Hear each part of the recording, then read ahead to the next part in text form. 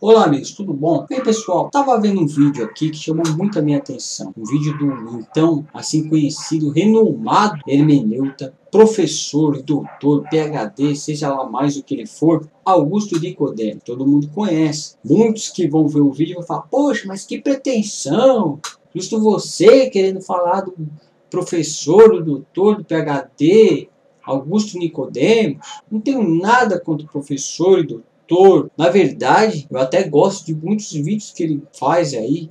Tem no YouTube muita coisa, muito material dele. Apesar de gostar de algumas coisas que ele fala, outras eu discordo. E eu vou aqui citar um ponto de discordância que eu achei assim um absurdo.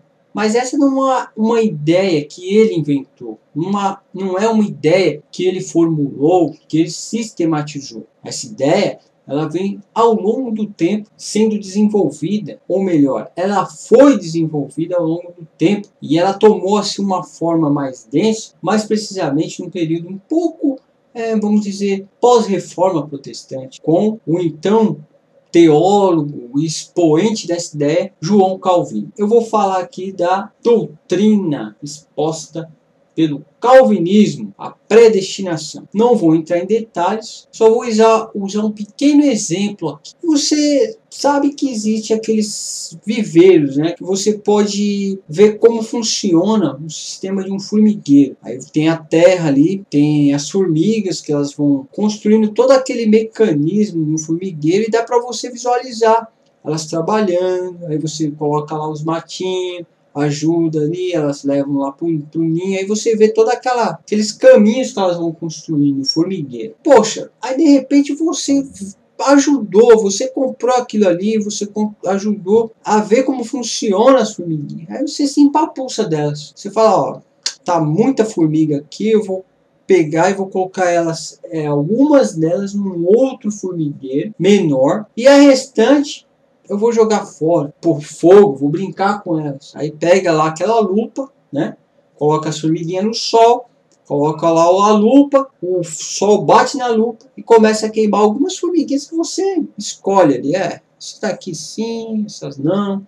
Vai queimando, vai brincando com as suas formigas aí, naquele criadouro, né? Aí você pega, separa aquelas que você selecionou, deixa de ladinho, coloca no outro vidro e comece todo de novo. Eu peço para vocês, meus amigos, que tomem como exemplo, eu sei que é um exemplo muito simples, né? Um exemplo simplório demais, mas é um exemplo que vale a pena vocês tentarem conciliar com o que vai ser exposto agora no pedacinho de uma palestra do professor Augusto Nicodemos, que ele tenta explicar como funciona a mente de Deus em relação à predestinação. E ele tenta ainda passar para os espectadores que há uma justiça naquilo. Antes, é claro que precisamos entender como funciona o sistema cosmológico, a cosmovisão, né, cristã, que é a seguinte: tudo começou no Éden. Deus criou o mundo, criou todas as coisas, criou um jardim e separou ali todos os animais, criou tudo e criou o homem, depois criou a mulher da costela do homem e tal, e colocou duas árvores nesse jardim. Uma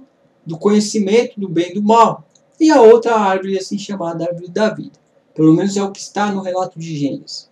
Deus então ele estipula um acordo ali, ele fala assim: pois bem, vocês podem comer de todas as árvores frutíferas vocês podem comer, com exceção da árvore que está no meio do jardim, que é a árvore do conhecimento do bem e do mal. Porém, uma serpente, que simboliza possivelmente o opositor de Deus, que é o diabo, como é relatado em Apocalipse, que é chamada de antiga serpente, né, o diabo, ele consegue ludibriar a mulher de uma forma a dizer que ela, se comer da árvore, ela não morreria.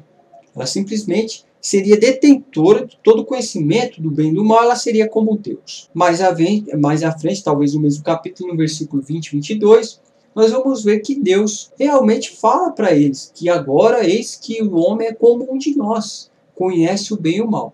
Então a serpente, assim, talvez ela não tenha mentido. Um outro, porém, é a questão da morte. Se existia uma árvore da vida ali no meio do jardim, e não é dito que ao homem estava proibido de comê-la, será que o homem foi criado para viver eternamente?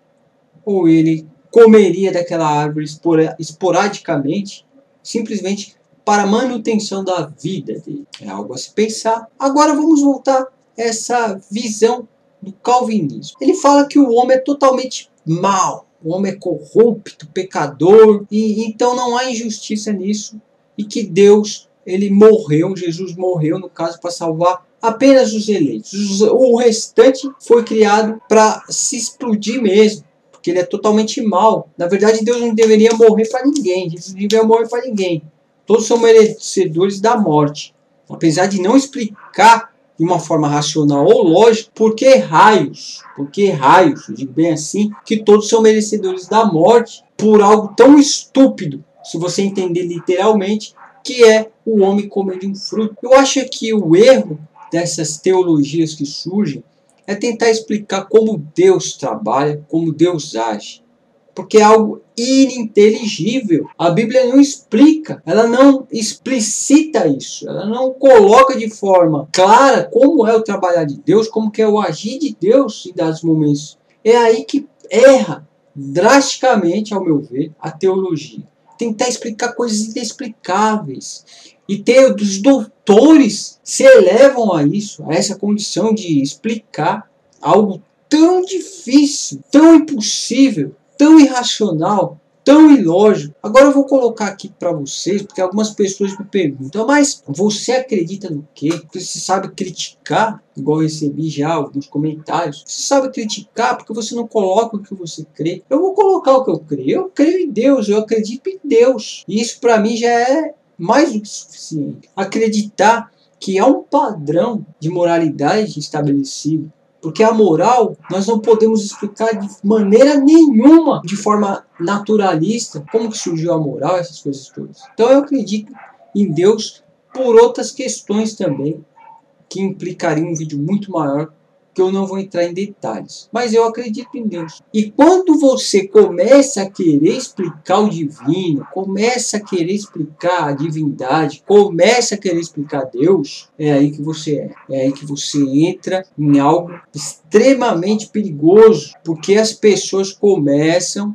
a comprar aquela sua sistematização, a querer comprar aquela sua teologia, aquilo que você esposa como verdade, sendo que se Deus se tornar algo explicável, ao meu ver, se você conseguir explicar um pouquinho da centelha do que é o divino, essa divindade ela cai a níveis exorbitantes, ela deixa de ser Deus, porque aonde você vai encontrar uma justiça, como o reverendo acaba de dizer, uma justiça em algo tão extremo e difícil de explicar, que é a questão da morte vicária de Cristo, de acordo com as Escrituras, que Cristo morreu por todos, tentar fazer com que as pessoas entendam que esse todos não são todos, são apenas os eleitos, e que mesmo assim não há injustiça de Jesus morrer somente por aqueles que são eleitos, e o restante são seres que são alienados,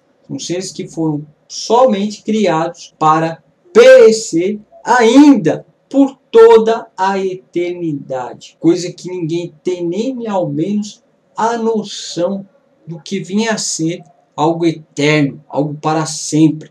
Então aqueles grupos mais fundamentalistas que ainda estão vivendo lá no século XVI, ou antes mesmo, diria até no século IV depois de Cristo, aquelas pessoas que estão com a mente lá atrás, que não estão atentos à evolução do progresso mental, do processo de conhecimento que o homem adquiriu com o passar dos anos. Eles estão aquém disso tudo, eles estão com a mente totalmente estagnada, não estão tendo essa percepção de que o homem evoluiu drasticamente com o passar dos anos.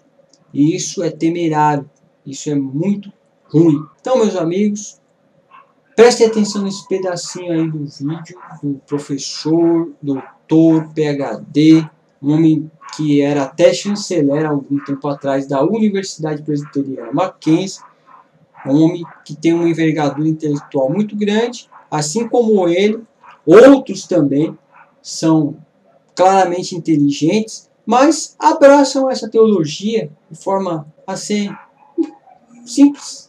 Não sei se aí entra a questão do medo, né, que a religião inflige, de tentar pensar e ter medo que, se você tiver sua mentalidade voltada um pouco para a razão, que Deus deu a razão para você, Deus é que deu a sua inteligência, a razão para você, tá? Claro que você deve ponderar, você deve falar, poxa, mas Deus me deu essa capacidade de pensar, Deus me deu a capacidade de exercer as minhas ideias, de verificar o que é ou não passivo de crédito. Será que eu posso acreditar ipsis literis nisso que está escrito aqui? Será que faz parte da razão, da lógica? Será que tudo que está aqui poderia ou pode acontecer ainda hoje? As pessoas, elas levam as coisas ao pé da letra e depois, infelizmente, caem nesse conceito de que é assim e pronto, né? Aquela filosofia chiconiana, né? O Chicó do Alto da Compadecida. Você vai perguntar, mas por que é assim? Eu não sei. Eu só sei que é assim e pronto. Igual o Chicó fala. Mas é isso, pessoal. Fiquem aí com esse pedacinho do vídeo. Claro, deixando já aí para que você dê aquele like para mim. Se você gostou do vídeo, passe ele adiante. Redes sociais, Facebook, Google Plus e por assim adiante, tá ok? Aqui me despeço. Até o nosso próximo vídeo. Tchau, tchau. Ela é incondicional. Deus, então, olhou a raça humana, Deus contempla a raça humana perdida, caída, nessa situação de miséria. E de entre a raça humana perdida, caída, escrava, Deus elege para a salvação aqueles que Ele quis. E o termo incondicional foi usado para dizer que Deus, o critério que Deus usou para escolher quem Ele queria salvar, não era baseado no mérito daquela pessoa, não foi baseado na fé prevista, como diria esse ponto aqui. Não foi baseado em fé prevista, não foi baseado no caráter, não foi baseado nas obras da pessoa, não foi baseado na filiação da pessoa, não foi baseado em nada.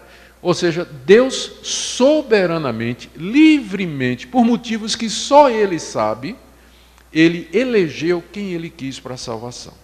E ao fazer isso, Deus não estava cometendo injustiça nenhuma com aqueles que Ele não elegeu.